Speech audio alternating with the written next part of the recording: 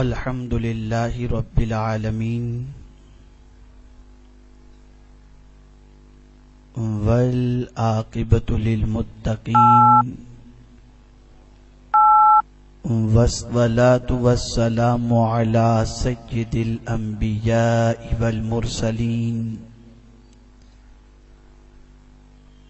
وعلى آله وأصحابه الطيبين الطاهرين أما بعد فأعوذ بالله من الشيطان الرجيم بسم الله الرحمن الرحيم يا أيها الذين آمنوا إن تتقوا الله يجعل لكم فرقانا وَيُكَفِّرْ عَنْكُمْ سَيِّئَاتِكُمْ وَيَغْفِرْ لَكُمْ وَاللَّهُ ذُو الْفَضْلِ الْعَظِيمِ أو كما قال صدق اللہ العظیم۔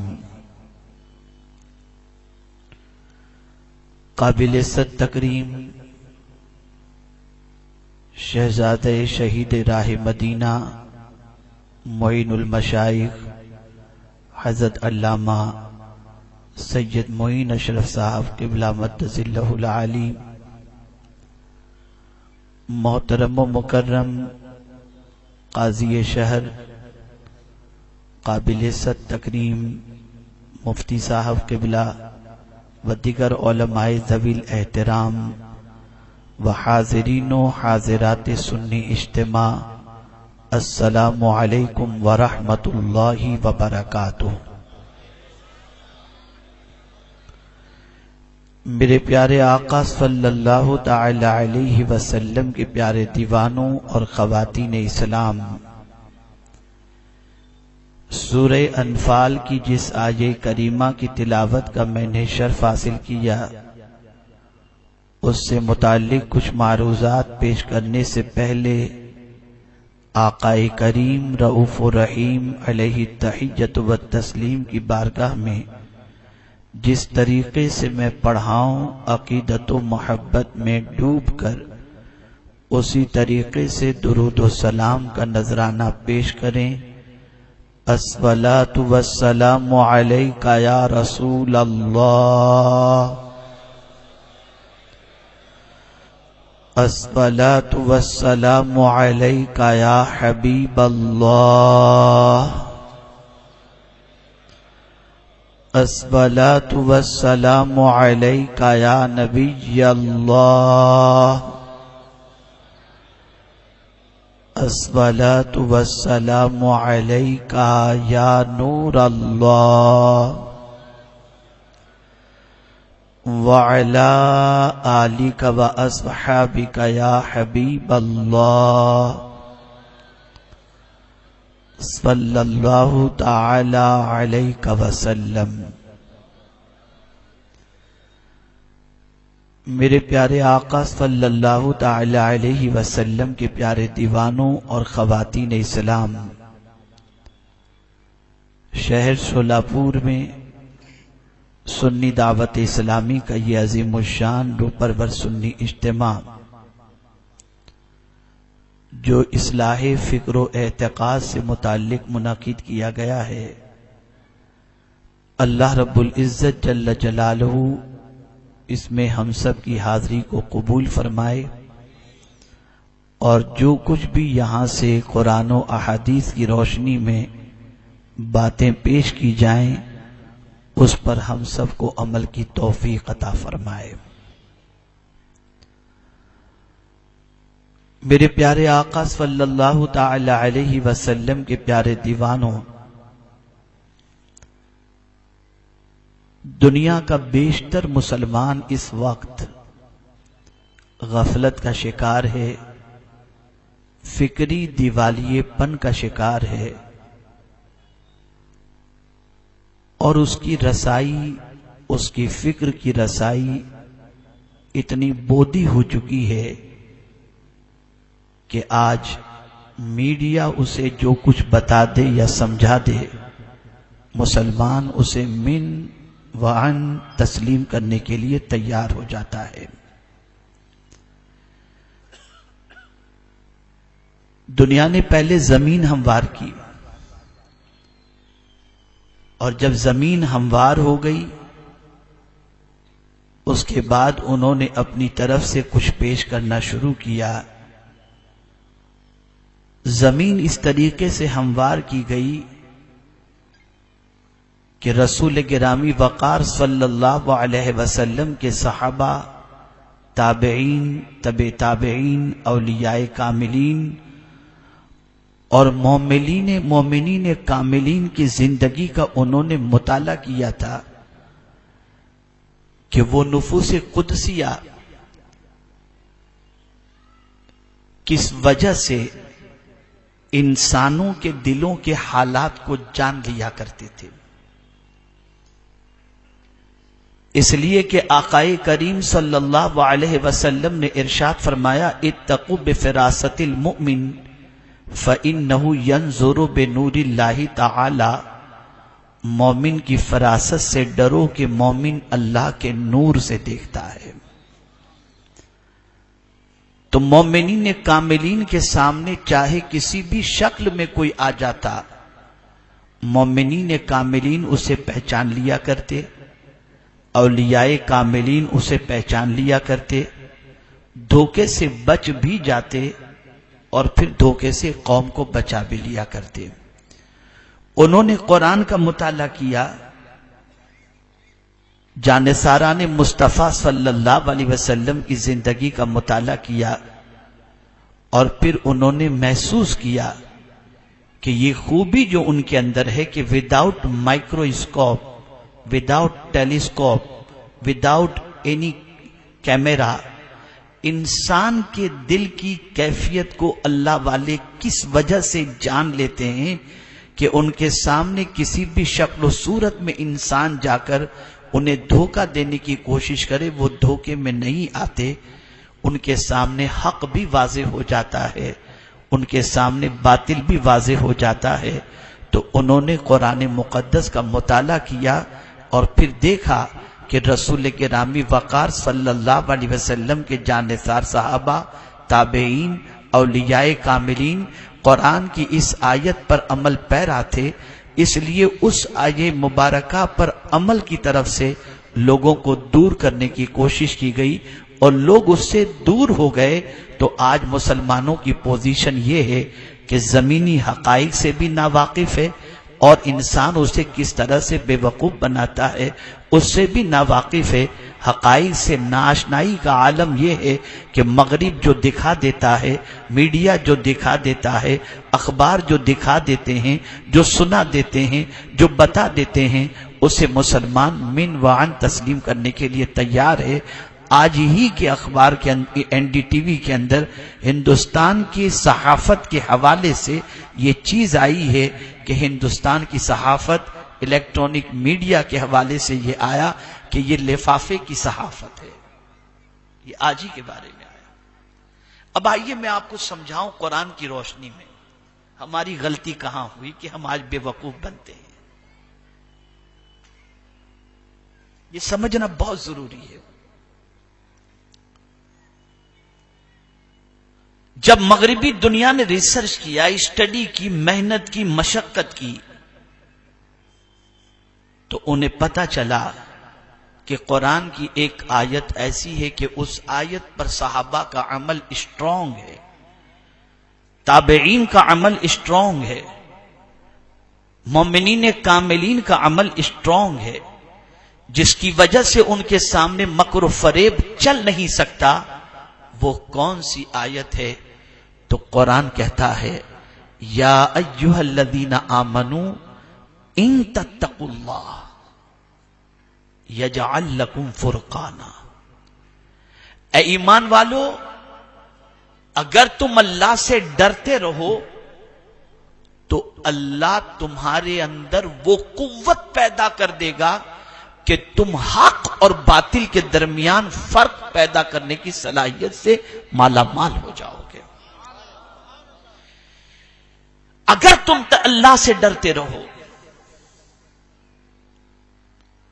اگر تمہارے اندر تقوی کی دولت پیدا ہو گئی، اگر تمہارے اندر خشیت ربانی پیدا ہو گئی، اگر تمہارا قلب تقوی کی دولت سے مالا مال ہو گیا، تو سچویشن یہ ہوگی کہ دنیا تم سے ڈرے گی، تم کسی سے ڈرنے والے نہیں بن سکتے۔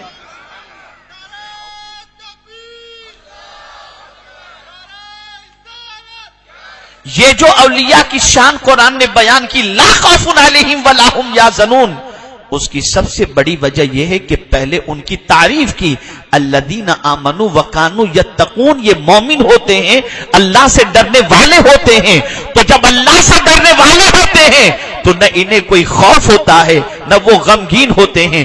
میرے پیارے آقا صلی اللہ تعالی علیہ وسلم کے پیارے دیوانوں، تقوی اتنی عظیم دولت ہے کہ جو بندہ اختیار کر لیتا ہے اس کو اللہ آنکھوں کا نور بھی عطا کر دیتا ہے، دل کا سرور بھی عطا کر دیتا ہے، باطنی قوت بھی عطا کر دیتا ہے، فہم و فراست بھی عطا کر دیتا ہے، رزق فراواں بھی عطا کر دیتا ہے، جنت کی نعمت بھی عطا کر دیتا ہے، قرب خدا کی دولت بھی عطا کر دیتا ہے، قرب مصطفیٰ کی دولت بھی عطا کر دیتا ہے۔ ارے عام بندہ تو جنت کے لیے بھاگنے کی کوشش کرتا ہے، لیکن جو متقی ہوتا ہے، قرآن کہتا ہے وَأُزْلِفَتِ الْجَنَّةُ لِلْمُتَّقِينَ، جنت خود چل کر اس کے قدموں میں آ جایا کرتی ہے۔ اے رسول گرامی وقار صلی اللہ تعالی علیہ وسلم کے پیارے دیوانوں، آج تقوی مسلمانوں کے دلوں سے اٹھ گیا، آج اللہ کا ڈر مسلمانوں کے دلوں سے اٹھ گیا۔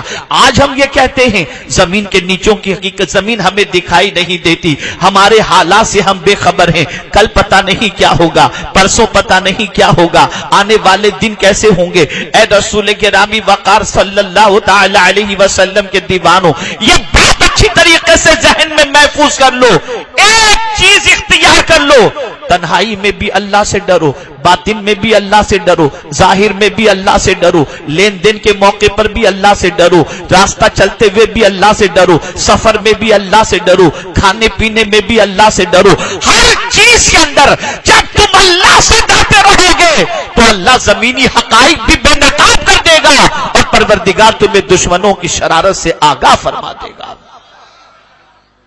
میرے پیارے آقا صلی اللہ تعالی علیہ وسلم کے پیارے دیوانوں، فارق حق و باطل کے لیے تقوی نہایت ہی ضروری ہے۔ بغیر تقوی کے، بغیر اللہ سے ڈرے، انسان کسی سچ اور غلط کے درمیان تمیز نہیں کر سکتا۔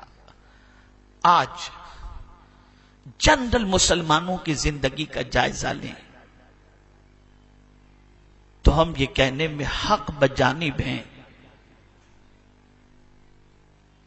کہ میاں بیوی کا مسئلہ ہو، بھائی بھائی کا مسئلہ ہو، رشتہ داری کا مسئلہ ہو، دوست برادری کا مسئلہ ہو، اللہ کا ڈر دل سے اٹھ چکا ہے، اور انسان نفس کا اتنا غلام بن چکا کہ جو کچھ نفس کہتا ہے اس کی وہ پیروی کرتا دکھائی دیتا ہے۔ آپ سن رہے ہیں توحید نیٹ ورک کی اسلامک آواز، Tauheed network international Islamic. اسے کیسے حاصل کیا جائے؟ اللہ سے ڈر کو پیدا، اللہ کا ڈر دل میں پیدا کرنا، اس کے لیے کیا چیز اختیار کی جائے کہ ہمارے دل میں اللہ کا ڈر پیدا ہو؟ جب ایک تصور انسان کے ذہن سے اوجھل ہو جاتا ہے وہ بے باک ہو جاتا ہے۔ میں آپ کو اگر بتاؤں کہ حضرت معین ملت کسی کو دیکھ رہے ہوں تو سگریٹ، آپ دیکھتے ہوں گے کچھ نوجوان سگریٹ پیتے ہوئے چلتے ہیں، لیکن جیسے ہی دیکھتے ہیں کہ معین المشائخ آ گئے یا کوئی عالم آ گئے یا کوئی پیر آ گئے یا والد آ گئے، فوراً پھینک دیتے ہیں۔ بہت ساری بچیاں بغیر دوپٹے کے مارکیٹ میں گھومتی ہیں، جیسے ہی کسی عالم کو یا شیخ کو دیکھتی ہیں فوراً دوپٹے کو سر پہ رکھ لیتی ہیں۔ بتائیے ایسا ہوتا ہے یا نہیں؟ مجھے جواب دیں آپ۔ میں آپ کے جواب سے یہ سمجھوں گا کہ آپ میری بات سمجھ رہے ہیں۔ ایسا ہوتا یا نہیں ہوتا؟ सिगरेट पीने वाला सिगरेट फेंक देता है, बाजार में सर से नीचे दुपट्टा रखकर चलने वाली दुपट्टा सर पर रख लेती है। किस तसव्वुर ने उसको सर पर दुपट्टा रखने पर आमादा किया और सिगरेट फेंकने पर आमादा किया? वो तसव्वुर था। शेख देख रहे हैं, आलिम देख रहे हैं। जब तक वो देखने का तसव्वुर न था, सिगरेट भी हाथ में थी, दुपट्टा भी सर से गायब था। जैसे ही देखने का ख्याल आया, आदमी के अंदर डिसिप्लिन आ गया, आदमी के अंदर बुराइयों को छोड़ने का ख्याल पैदा हुआ। अब आइए मैं आपको बताऊं, कुरान मुकद्दस में मेरे रब ने फरमाया, इन्नल्लाह ला यख्फा अलैहि शैउन फिल अर्द वला फिस समा। बेशक कोई चीज ऐसी नहीं जो जमीन में हो या आसमान में और अल्लाह से छुपी हुई हो। न जमीन की कोई चीज अल्लाह से छुपी हुई है, न आसमान में कोई चीज ऐसी है जो अल्लाह से छुपी हुई है।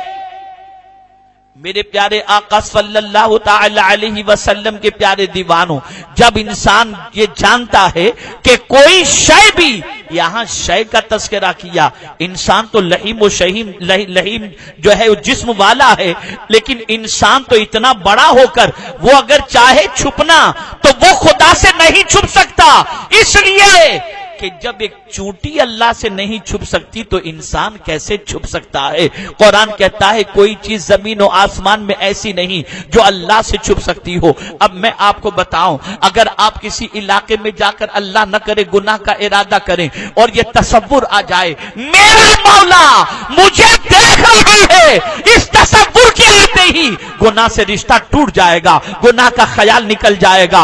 अल्लाह चाहता है कि है मेरे बंदो, हमेशा दिलो दिमाग के अंदर इस चीज को बिठा लो कि तुम कहीं भी हो, तुम्हारा खुदा तुम्हें देख रहा है, माबूदे बरहक तुम्हें देख रहा है, पालनहारे हकीकी तुम्हें देख रहा है, माबूदे बरहक तुम्हें देख रहा है, रज़्ज़ाक तुम्हें देख रहा है, खल्लाक तुम्हें देख रहा है, खालिक़े अर्दो समा तुम्हें देख रहा है। जब ये तसव्वुर तुम्हारे दिलो दिमाग में बैठ गया तो तुम जमीन के किसी चप्पे पे जाके गुनाह नहीं करोगे, जमीन के किसी कोने में छुपकर गुनाह नहीं करोगे, किसी शहर में जाकर गुनाह नहीं करोगे, किसी अनजाने इलाके में जाकर गुनाह नहीं करोगे।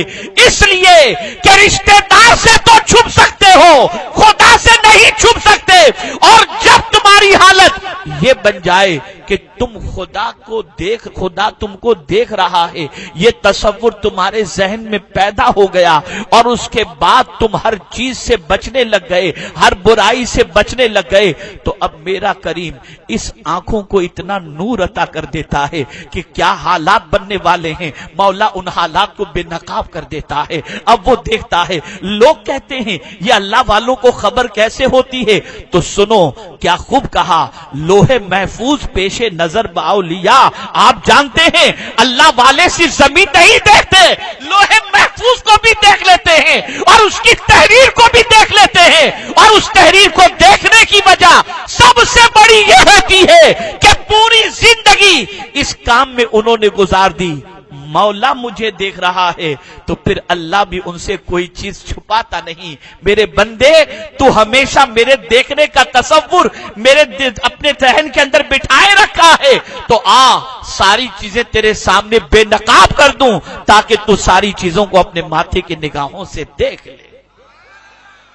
यही वजह है कि गौसे पाक की बारगाह में एक बुढ़िया दावत देती है और अर्ज करती है, या सैयदना गौसे पाक मेरे घर दावत में तशरीफ लाएं। गौसे पाक ने दावत कबूल कर ली, तशरीफ ले गए दावत में उस बुढ़िया के घर पर। हाथ धोने का वक्त आया, पानी गौसे पाक के हाथ में डाला जा रहा है, हाथ धुलाया जा रहा है। एक लोटा खत्म हो गया, 2 लोटे खत्म हो गए, 3 लोटे खत्म हो गए, पूरा ड्रम पानी का खत्म हो गया। और गौसे पाक हाथ पर हाथ धुलते जा रहे हैं। मुरीदीन को हैरत हुई कि इतना पानी हाथ धोने में गौसे पाक ने खर्च कर दिया। फिर उसके बाद दस्तरखान पर बैठे, खाना तनावुल फरमाया।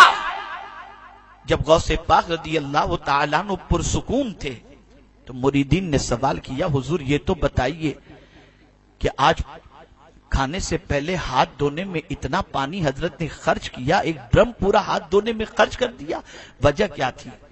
غوث پاک رضی اللہ تعالی عنہ ارشاد فرماتے ہیں جس بڑیا نے میری دعوت کی تھی میں نے اس بڑیا کی پیشانی پہ شقاوت لکھی ہوئی دیکھی تو میں نے بھی عہد کر لیا مولا میں اس وقت تک نہیں کھاؤں گا جب تک کہ لوح محفوظ پر لکھی ہوئی شقاوت کو تو سعادت میں تبدیل نہیں فرما دیتا۔ میں ہاتھ دھو رہا تھا، ارے نادان تو دیکھ رہا تھا میں ہاتھ دھو رہا تھا نہیں بلکہ لوح محفوظ پر لکھی ہوئی اس کی تقدیر کو مٹا رہا تھا اور شقاوت کی جگہ پر اللہ سے سعادت لکھنے کی گزارش کر رہا تھا۔ یہ اللہ والوں کی پوزیشن۔ یہ آؤ قرآن سیکھیں سے نہیں پتا چلے گا، آؤ قرآن سمجھیں سے پتا چلے گا۔ قرآن سمجھو، سیکھنا اور ہے سمجھنا اور ہے، اور سمجھنے کے لیے تو فاروق اعظم نے سورہ بقرہ 13 سال تک نہیں سمجھی۔ جب بارگاہ رسول میں حاضر ہوئے اور سورہ بقرہ سیکھ رہے تھے حضور کا وصال ہوا تو فاروق اعظم عرض کرتے ہیں 13 سال میں نے حضور سے فاروق حضور سے سورہ بقرہ سیکھی، لیکن 13 سال کے گزر جانے کے باوجود بھی آج مجھے ایسا محسوس ہو رہا ہے کہ بہت سارا علم حضور اپنے ساتھ سینے میں لے کر کے گئے اور میں پورا علم بھی حاصل نہ کر سکا۔ اللہ اکبر! وہ معلم جس نے خدا سے علم حاصل کیا اس نے 13 سال لگائے سورہ بقرہ سکھانے میں، اور آج 21 دن پہ قرآن۔ حیرت کی بات ہے۔ بہکاوے میں نہ آؤ، بہکاوے میں نہ آؤ، عقل کا استعمال کرو۔ اگر اتنا سستا قرآن سیکھنا ہوتا تو خود دارالعلوم میں کہاں پڑھیں ذرا پوچھ لیجئے گا، 7 سال 8 سال کیوں دارالعلوم میں گزارے؟ آپ کے استاد کو 21 دن کا کورس ہی بتا دیتے کہ سکھا دو اس کو۔ خیر، عرض یہ کر رہا تھا حق و باطل کے درمیان اگر فرق سیکھنا ہے، بے وقوف بننے سے بچنا ہے تو اللہ کا ڈر اختیار کرو، تقوی اختیار کرو۔ اگر اللہ کا ڈر دل میں پیدا ہو گیا تو میرے پیارے آقا صلی اللہ علیہ وسلم کے پیارے دیوانوں، قرآن نے واضح لفظوں میں فرما دیا یجعل لکم فرقانا، وہ تمہارے اندر فارق حق و باطل کی قوت پیدا کر دے گا۔ یہ صلاحیت تمہارے اندر پیدا ہو جائے گی۔ آج اگر میں یہ کہوں تو غلط نہ ہوگا، سب سے سستا، سب سے بے وقوف اس وقت اگر سوسائٹی کے اندر کوئی ہے اور بکنے والا اگر کوئی سب سے سستے میں کوئی اگر قوم ہے تو مسلمان بے وقوف ہے۔ چھوٹا بھائی تماچا مارا، بڑے بھائی نے سر پہ ہاتھ پھیر دیا، چل پڑے۔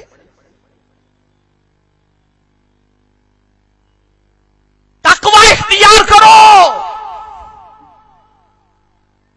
میرے پیارے آقا صلی اللہ تعالی علیہ وسلم کے پیارے دیوانوں، اسی لیے جب کوئی تقوی اختیار کر لیتا ہے تو اللہ عز و جل اس کی آنکھوں میں ایسا نور عطا کر دیتا ہے کہ حضور فرماتے اتقوا بفراست المؤمن فإنه ينظر بنور اللہ تعالی، مومن کی فراست سے ڈرو کہ وہ اللہ کے نور سے دیکھتا ہے۔ فراست کسے کہتے ہیں یہ بھی سمجھ لو، کہیں آپ سوچیں گے یہ اتنی گاڑی اردو بول رہے پتہ نہیں فراست کیا چیز ہے۔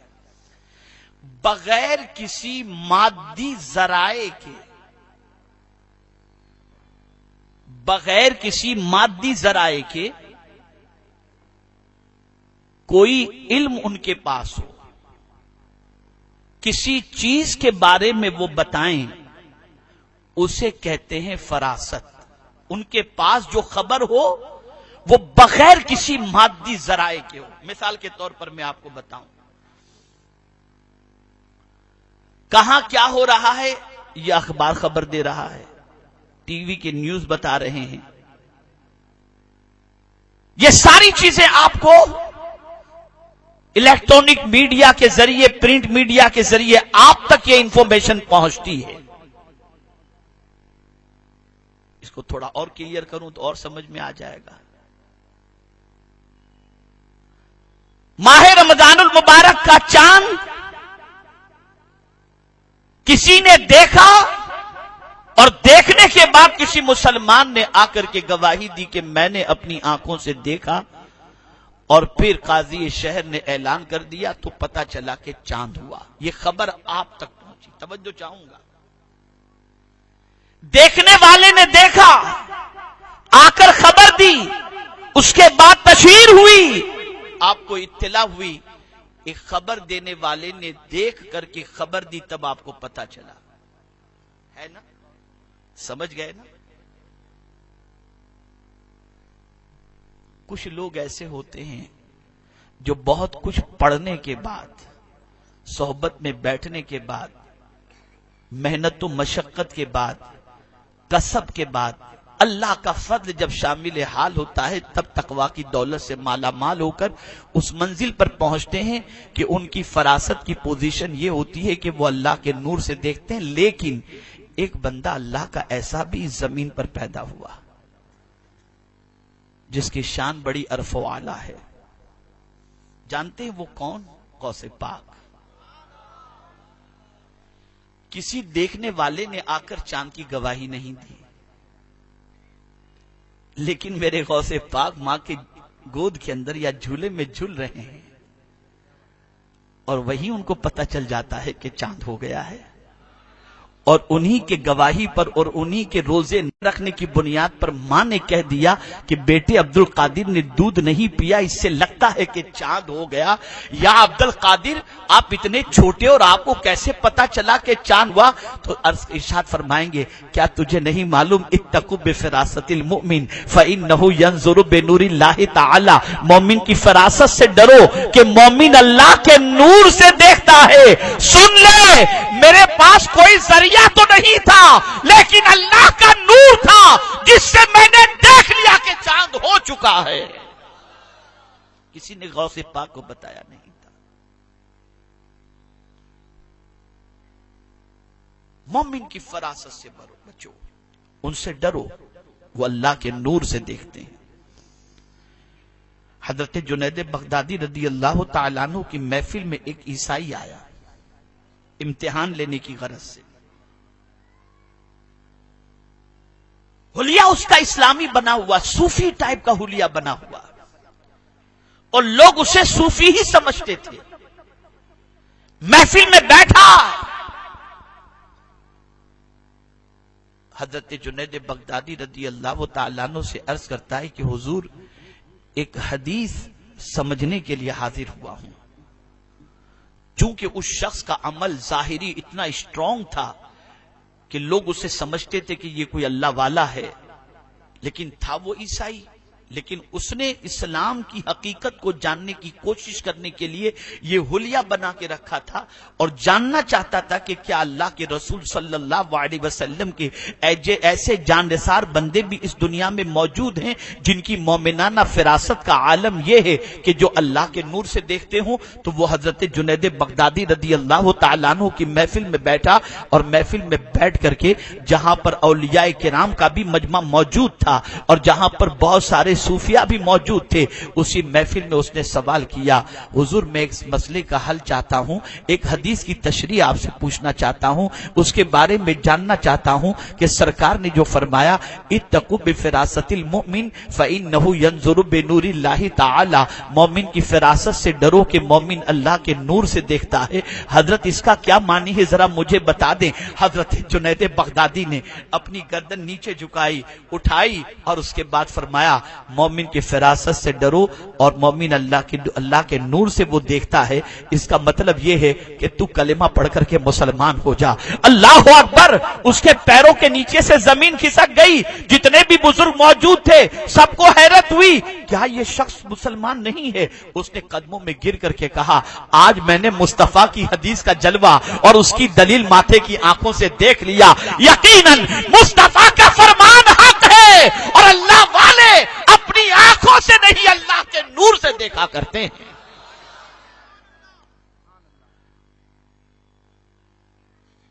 یہ مقام کیسے میسر ہوتا ہے؟ میری بہنیں بھی موجود ہیں تو غور سے سنیں.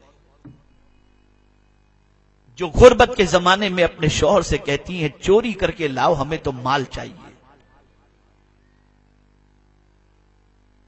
حضرت رابعہ عدویہ رضی اللہ تعالی عنہا ایک روز عبادت کر رہی تھی اور نماز کی ادائیگی کے اندر ان کو وہ لذت میسر نہیں ہوئی جو ہمیشہ نماز میں ان کو لذت مل جایا کرتی تھی. پریشان ہوئی کہ آج نماز میں وہ لذت کیوں نہیں مل رہی جو ہمیشہ ملا کرتی تھی. بے چینی میں کروٹ بدل رہی ہیں, بے چینی میں ادھر سے ادھر ہو رہی ہیں. معن ایک دن خیال آیا, اس لیے کہ ان لوگوں کا حال یہ ہوتا کہ کئی کئی دنوں تک وہ اپنے لباس پر توجہ نہیں دیتے, بس صرف پاکیزگی کا خیال رکھتے. اللہ والوں کا حال یہ ہوتا کہ ان کی مکمل توجہ اپنے قلب پر ہوا کرتی ہے. کچھ دنوں کے بعد انہوں نے اپنا لباس چینج کیا اور جو پیرہن پہنا تھا اس پیرہن کی جگہ پر دوسرا پیرہن پہنا, اور اس کے بعد جب انہوں نے نماز ادا کی تو اس نماز میں ان کو لذت آئی. تو ان کو حیرت ہوئی کہ یا اللہ معاملہ کیا ہے کہ اس پیرہن کو پہن کر میں نے نماز ادا کی تو نماز میں وہ لذت نہ ملی. اس کرتے کو جب میں نے اتار کر دوسرا کرتا پہنا تو نماز میں پھر سے وہ لذت ملی. جب غور کیا, توجہ چاہوں گا, فرماتی ہیں کہ جب میں نے غور کیا تو وجہ میرے سامنے ظاہر ہوئی. ہوا یہ تھا, حضرت رابعہ عدویہ رضی اللہ تعالی عنہ فرماتی ہیں کہ میں ایک رات اپنے گھر کی چھت پر اپنا کرتا سل رہی تھی. جس کرتے کو پہن کر نماز میں نے ادا کی تھی اور اس سے جو لذت نہیں ملی تھی وہی کرتا سل رہی تھی, لیکن اس کرتے کو سلتے وقت میں چاند کی چاندنی سے فائدہ اٹھا کر, اس روشنی سے استفادہ کر کے میں اپنے گھر کی چھت پر اپنا کرتا جو ہے وہ سل رہی تھی.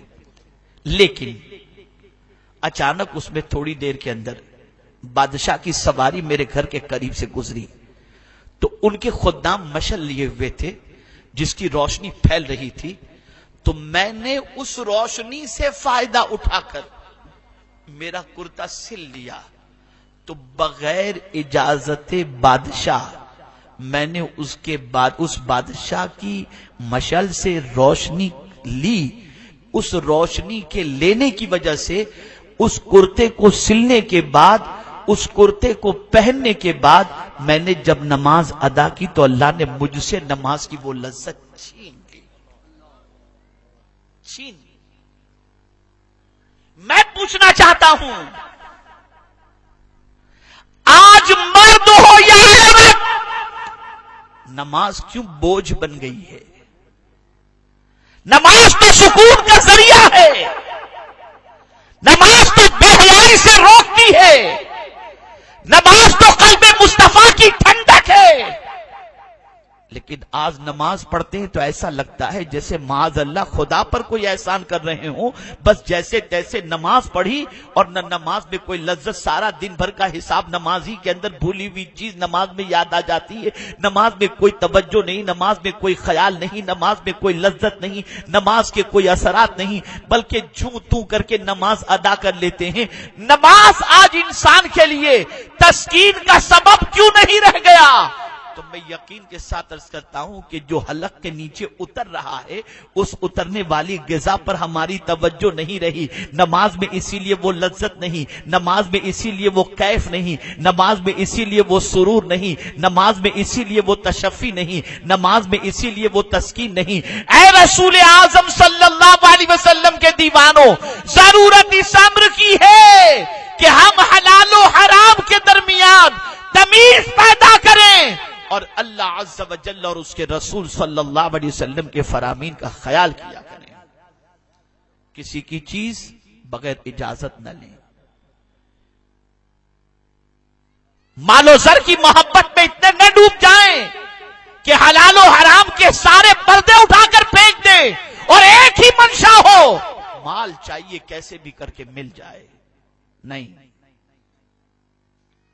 اب مال چاہے ڈرگ سپلائی کر کے ملے، چاہے نشے کا کاروبار کر کے ملے، چاہے کوئی غلط دھندا کر کے ملے، چاہے کسی کی زمین ہڑپ کر کے ملے، چاہے کسی کو بے وقوف بنا کر کے ملے، اگر یہ سارے کام کوئی مسلمان کر رہا ہے تو میں یہ سمجھتا ہوں کہ دنیا میں سوائے اس کے بے وقوف اور خسارے میں جانے کے اسے اور کوئی چیز حاصل نہیں ہو سکتی.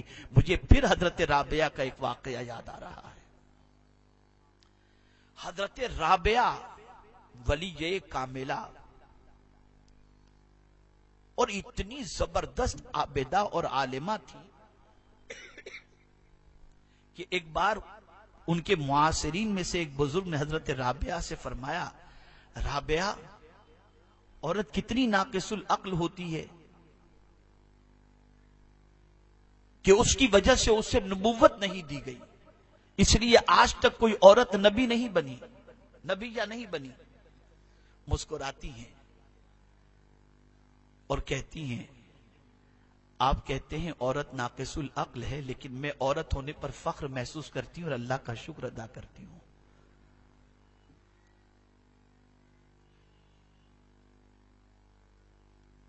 تو معاصرین میں سے جو بزرگ تھے وہ کہتے ہیں، رابعہ کس بات پر؟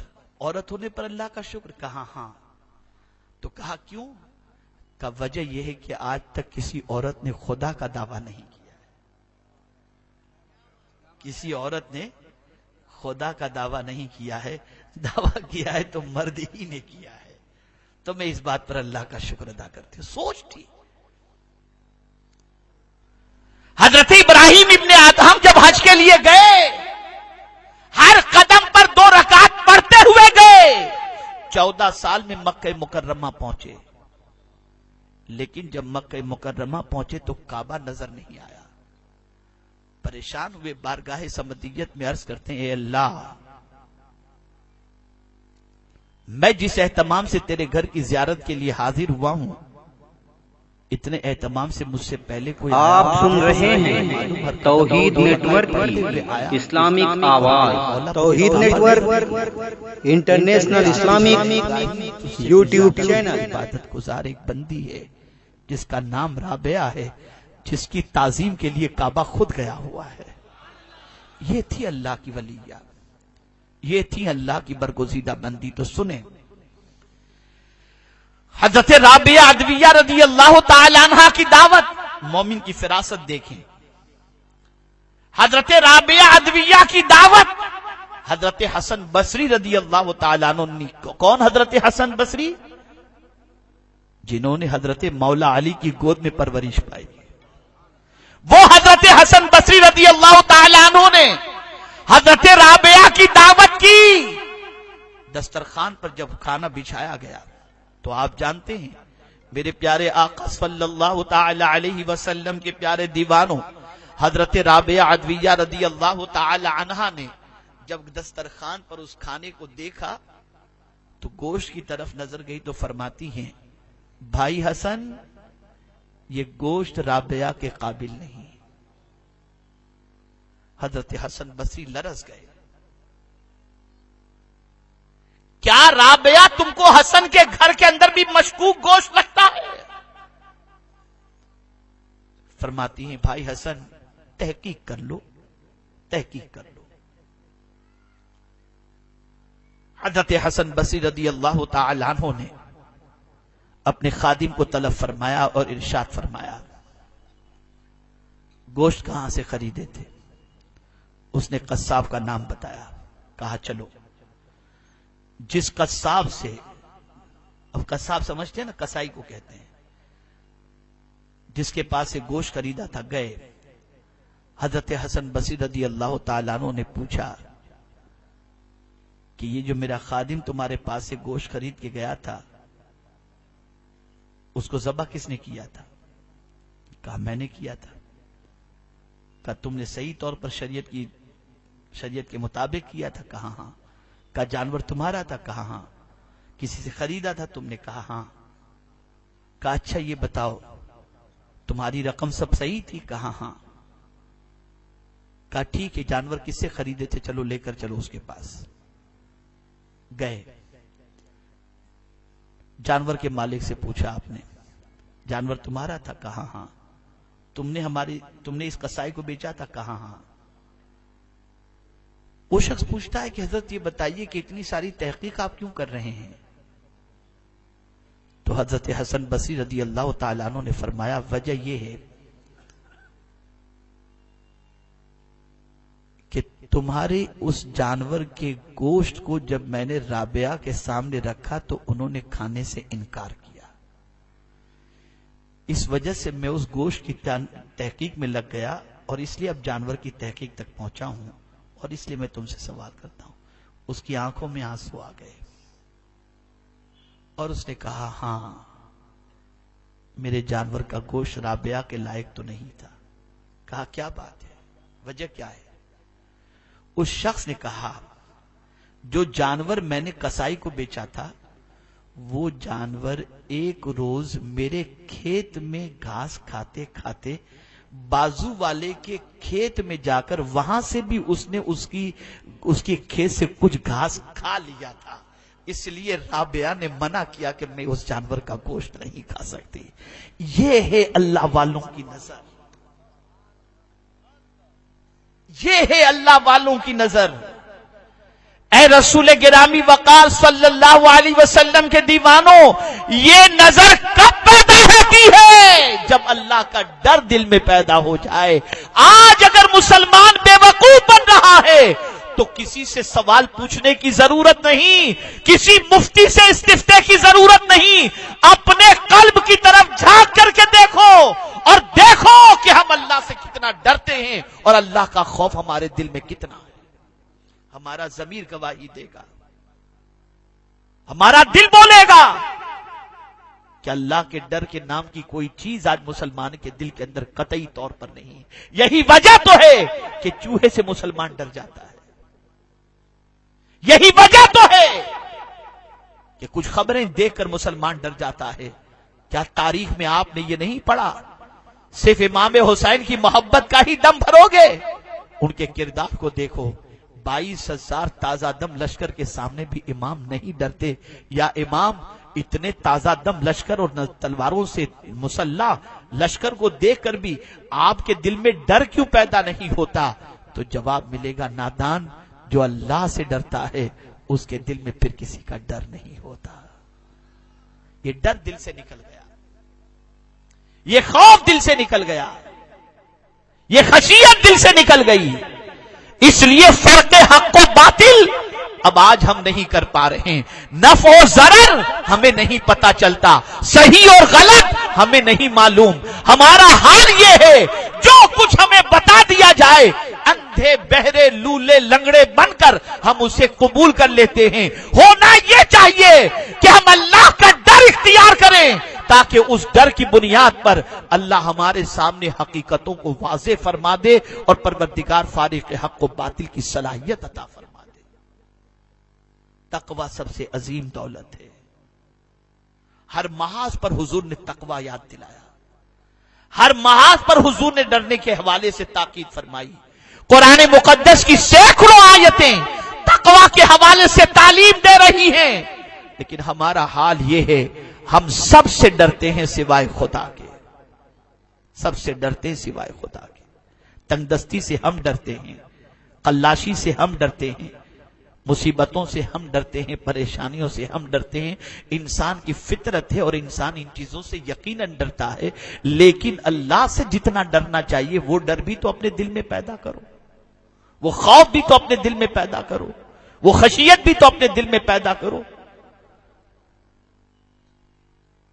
اے رسول اعظم صلی اللہ تعالی علیہ وسلم کے دیوانوں، پروردگار کے پیارے حبیب صلی اللہ علیہ وسلم نے صحابہ کے دل و دماغ کے اندر یہی چیز بٹھا دی تھی، یہ خوف اتنا بٹھا دیا تھا، یہ خوف اتنا بٹھا دیا تھا یہ خوف اتنا بٹھا دیا تھا کہ اللہ اکبر، حضرت حذیفہ ابن یمان سے وہ صحابی جن کو سرکار نے یہ کہا ہو کہ میرے بعد کوئی نبی ہونا ممکن ہوتا تو عمر فاروق ہوتے، حضرت حذیفہ ابن یمان سے سیدنا فاروق اعظم پوچھتے ہیں اے حذیفہ تم رازدار رسول ہو، سرکار نے مدینے میں جتنے منافقین ہیں ان کی لسٹ تمہیں عطا فرمائی ہے، ذرا بتاؤ ان میں میرا نام تو نہیں ہے؟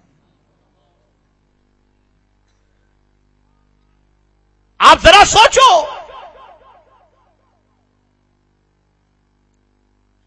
اس ڈر کی وجہ سے، اس خوف کی وجہ سے مسجد نبوی شریف میں رہتے ہوئے نہاون کے اندر حضرت ساریہ کو دیکھتے نظر آتے ہیں، اس لیے کہ اتقوا بفراست المؤمن فإنہ ینظر بنور اللہ تعالی۔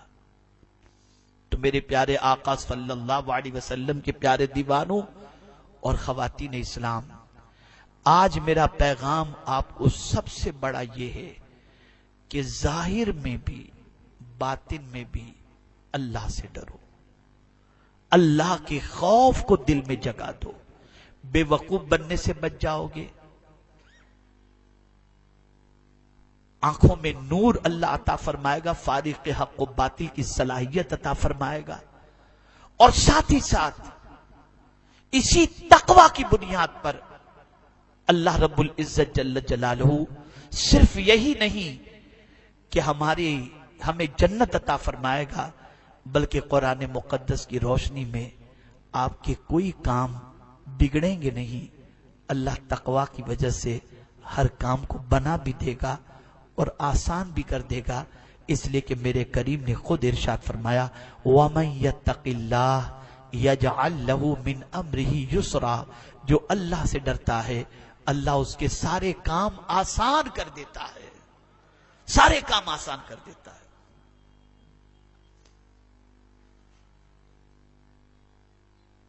تو پروردگار نے ایمان والوں سے فرمایا ایک عمل اور 3 فائدے، یا ایھا الذین آمنوا ان تتقوا اللہ یجعل لکم فرقانا، اے ایمان والو اگر تم اللہ سے ڈرے تو اللہ تمہیں فارق حق و باطل کی قوت عطا فرمائے گا، وَيُكَفِّرْ عَنْكُمْ سَيِّئَاتِكُمْ، اور تمہارے گناہ کو ڈھانپ دے گا، تمہارے گناہ کو ڈھانپ دے گا۔ کفر کے معنی ہوتا ہے ڈھانپنا، اسی سے کفارہ بھی ہے۔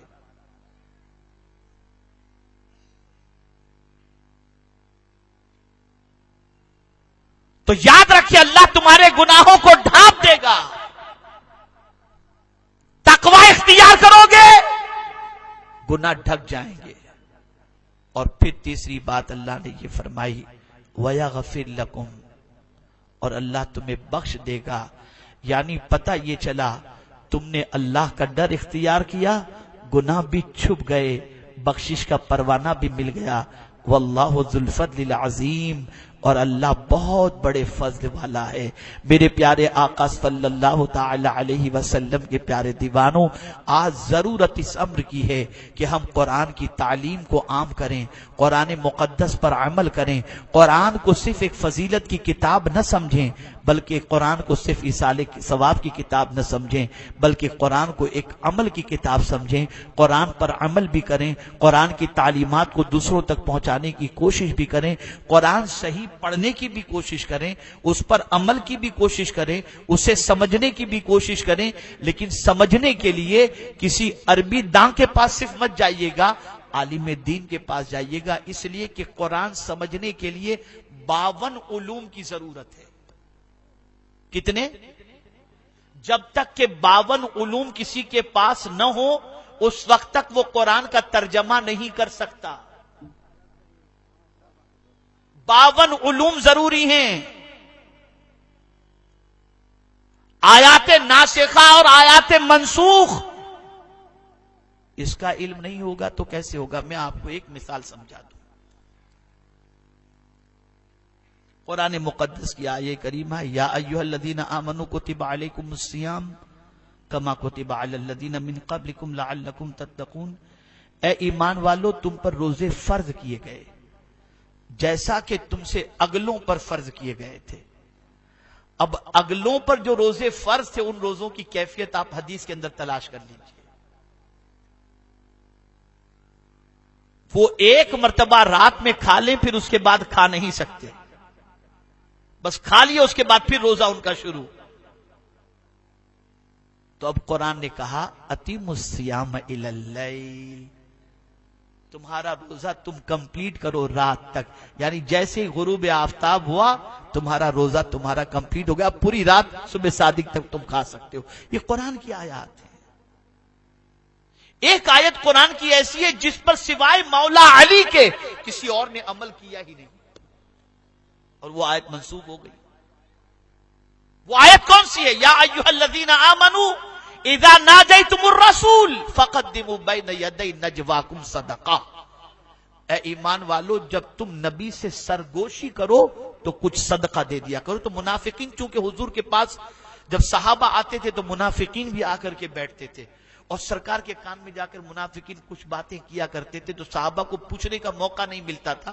اور یاد رکھنا, منافقین پر سخاوت بڑی گراں گزرتی, بڑے بخیل ہوتے ہیں.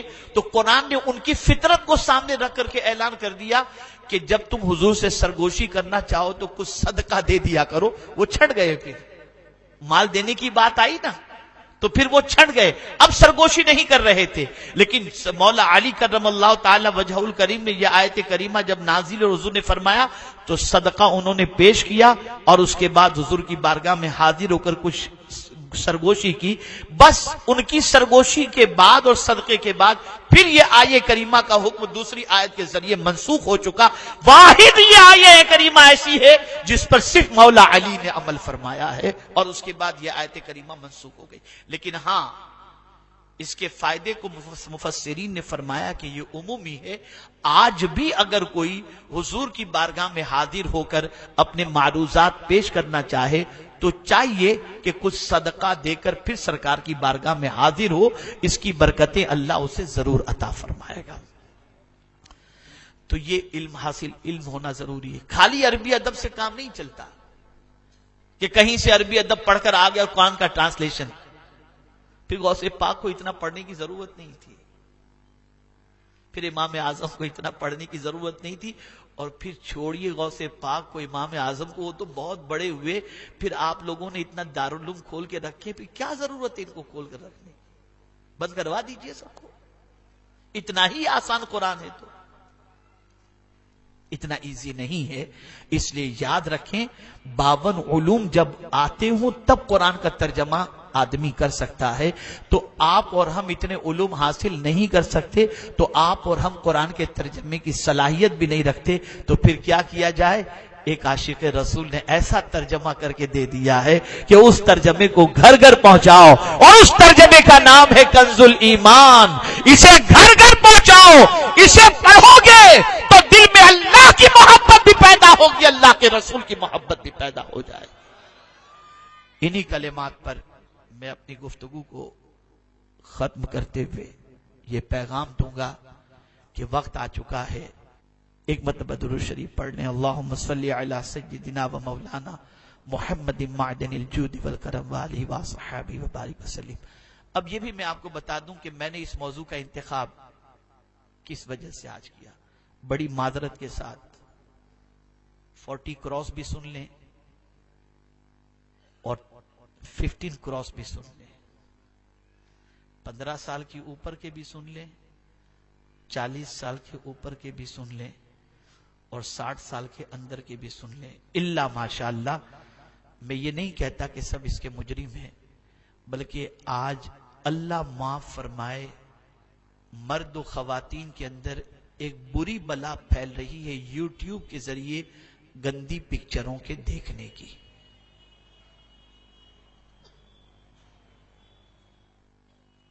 تو ظاہر میں بھی اللہ سے ڈرو, باطن میں بھی اللہ سے ڈرو.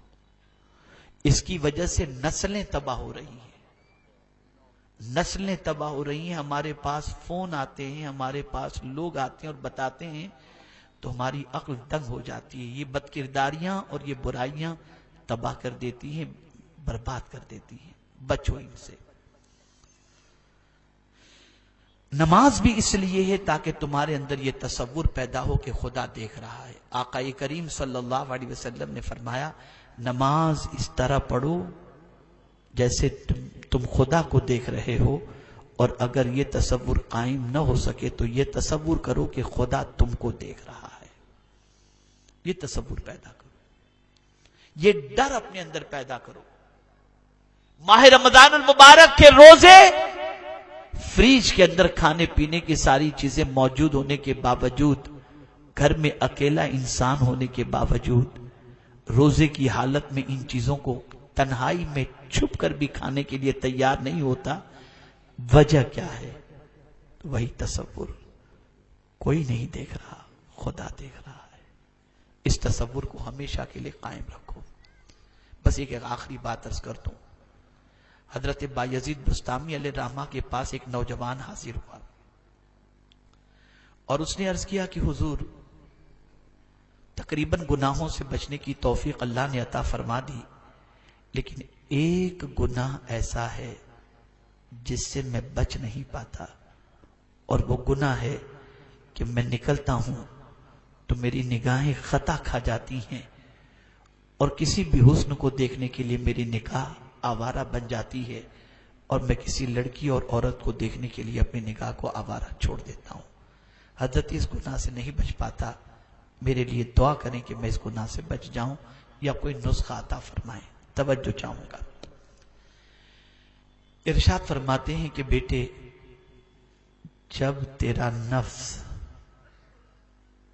تجھے کسی غیر محرم کو دیکھنے کا حکم دے، اور تیری طبیعت کسی غیر محرم کو دیکھنے کے لیے تیری آنکھوں کو مائل کرے، اور طبیعت چاہے کسی غیر محرم کو دیکھنے کے لیے، اس وقت یہ تصور کرنا کہ تو اسے دیکھ رہا ہے اور تیرا خدا تجھے دیکھ رہا ہے۔ بس یہ تصور قائم کر لینا بیٹا، کبھی تیری عادت غیر کی طرف دیکھنے کی نہیں ہوگی۔ وہ نوجوان یہ سن کر چلا گیا۔ 15 روز کے بعد جب حاضر ہوا تو بایزید بستامی علیہ الرحمہ فرماتے ہیں بیٹے کیا حال ہے؟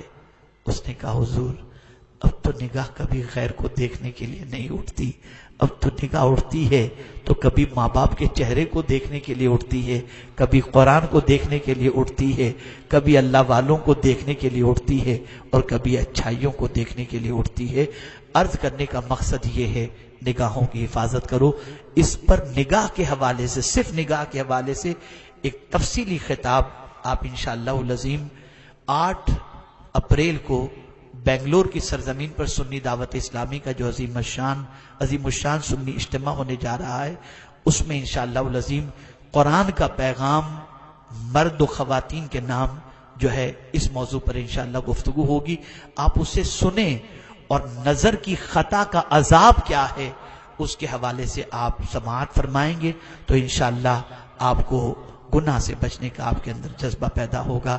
اللہ رب العزت آقا کریم صلی اللہ علیہ وسلم کے صدق و طفیل مجھے آپ کو سب کو قرآن و حدیث پر عمل کی توفیق نصیب فرمائے، اور ہم سب کو تعلیمات قرآن اور سنت کو عام کرنے کی توفیق نصیب فرمائے۔ میرے پیارے آقا صلی اللہ تعالی علیہ وسلم کے پیارے دیوانوں، جن احباب و متعلقین نے اس سنی اجتماع کو منعقد کیا، رب قدیر دارین کی سعادت سے مالا مال فرمائے۔ اور آپ سب سے میری گزارش ہے کہ آپ سنی دعوت اسلامی کے پیغام کو عام کریں، سنی دعوت اسلامی سے وابستہ ہوں، سنی دعوت اسلامی سے جڑیں۔ ہم نے آپ کے شولہ پور کے لیے ایک بہترین عالم چھوڑ دیا ہے جو یہاں پر انشاءاللہ سنی دعوت اسلامی کے کام کو مضبوط کریں گے، مولانا مجاہد نجمی صاحب، جو ماشاءاللہ باصلاحیت بھی ہیں، حافظ قرآن بھی ہیں، اور ان کے آنے کے بعد اب الحمدللہ کئی مساجد میں درس وغیرہ کا سلسلہ شروع ہو چکا ہے۔